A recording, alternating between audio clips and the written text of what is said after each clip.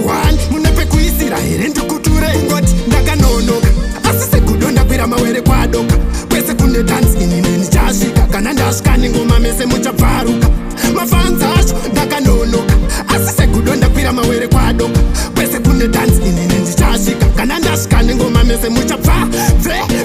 zvachotichi plus pane mbari vari mafanzi vari kuti pasi havagare topakura hedu karaini ngari fore muchachichipisa futi ini handipore ndikuti ngoma zvino ndidzo bedzi dzichapopota tapakura vochapedzi zvavo vokokota nditsingu solid eskaiva achisota chimemba hachipakureka zvakashota ngoti ndakanonoka asi segudo ndakwira mawere kwadoka kwese kune dance ini neni chasvika kana ndasvika nengoma mese muchabvaruka mafanzi acho ndakanonoka asi segudo ndakwira mawere kwadoka kwese kune dance ini neni chasvika kana ndasvika nengoma mese muchabva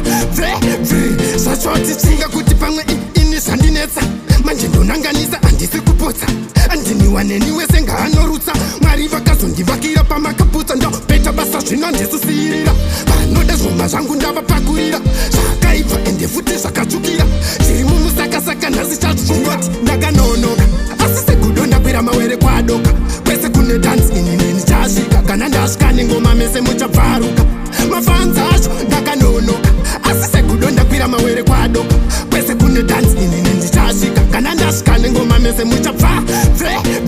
zvachoti chi plus pane mbari vari mafanzi vari kuti pasi havagare topakura hedu karaini ngari fore muchachichipisa futi ini handipore ndikuti ngoma zvino ndidzo bedzi dzichapopota tapakura vochapedzi zvavo vokokota nditsimbu solid eskaiva achisota chimemba hachipakureka zvakashota ngoti ndakanonoka asi segudo ndakwira mawere kwadoka kwese kune dance ini neni chasvika kana ndasvika nengoma mese muchabvaruka mafanzi acho ndakanonoka asi segudo ndakwira mawere kwadoka kwese kune dance ini neni chasvika kana ndasvika nengoma mese muchabva